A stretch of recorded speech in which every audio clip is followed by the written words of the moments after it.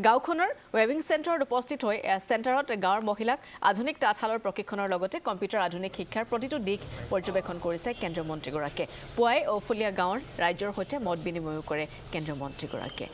কেন্দ্ৰীয় মন্ত্ৰীগৰাকীয়ে যেনেকৈ উপস্থিত আছে টেংখাং সমষ্টিত বিজেপিৰ গাঁও চলো শীৰ্ষক এই কাৰ্যসূচীৰ বাবে কালি নিশাৰ ভাগতো সেই বিশেষ গাঁওখনতে কটাইছে কেন্দ্ৰীয় মন্ত্ৰী সৰ্বানন্দ সোণোৱালে আৰু নিশাৰ ভাগতে তেওঁ কৰা কেইবাটাও মন্তব্য আপোনালোকলৈ আগবঢ়াইছোঁ আৰু পুৱাৰ ভাগৰ অৰ্থাৎ এই মুহূৰ্তৰ দৃশ্য আমি আপোনালোকক দেখুৱাইছোঁ।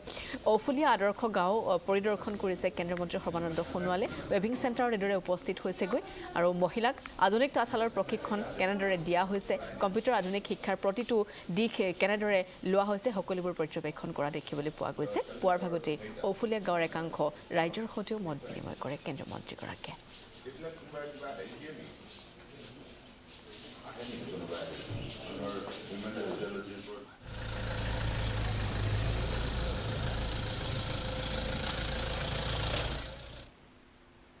দীপাংকৰ হাজৰিকাই মোক দেখুৱালে শিপিনীসকলৰ কথা, কম্পিউটাৰ ইয়াত কেনেধৰণে প্ৰশিক্ষণ দিয়া নাই এই কথাবিলাক।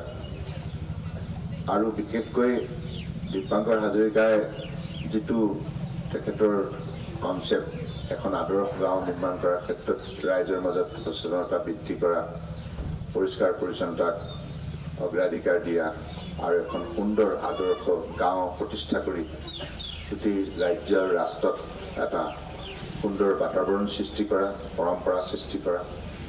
গতিকে ইয়াৰ বাবে মই আপোনালোকক বিশেষভাৱে আন্তৰিক কৃতজ্ঞতা জ্ঞাপন কৰিছোঁ।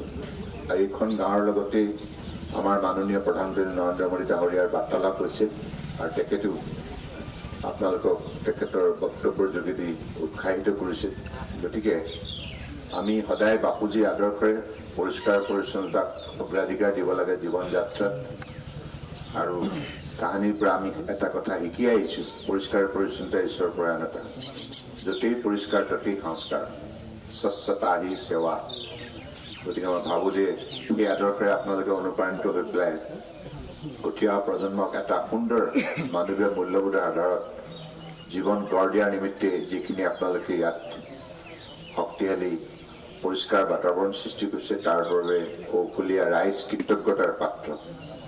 গতিকে মই আজি আপোনালোকক এই পুৱাৰ ভাগতে যোৱাকালি আমাৰ এখন চাহ বাগিচা মাজলাইনত আছিলোঁ। আমাৰ ভাৰতীয় জনতা পাৰ্টীৰ ৰাষ্ট্ৰীয় সমিতিৰ এটি কাৰ্যসূচী আছে।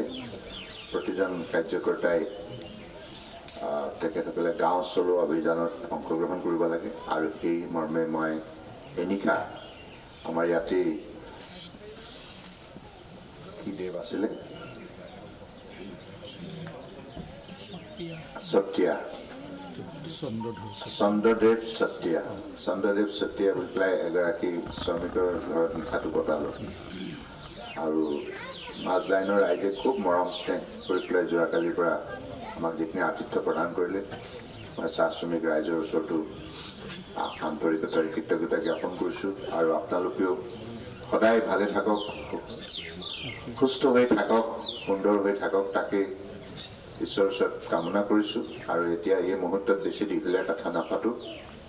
মই ভাল লাগিছে যে এই একবিংশ শতিকাত আপোনালোকে প্ৰতিযোগিতাৰ এইখন পৃথিৱীত উঠি অহাৰ প্ৰজন্মক একোগৰাকী শক্তিশালী যোগ্যতা সম্পন্ন ব্যক্তি নিৰ্মাণ কৰাৰ যাত্ৰাত আপোনালোকে এটা উত্তম প্ৰয়াস কৰিছে। গতিকে আপোনালোকৰ নিশ্চিতভাৱে এই যাত্ৰা সফল হ'ব, তাকেই মই কামনা কৰিছোঁ। সকলোৰে প্ৰতি শ্ৰদ্ধা আৰু কৃতজ্ঞতা জনাই মই মোৰ পুৱাৰ ভাগত আপোনালোকে যিখিনি মৰম দিলে তাৰ বাবে কৃতজ্ঞতা জনাই মোৰ একাকাৰ সামৰিছোঁ। নমস্কাৰ।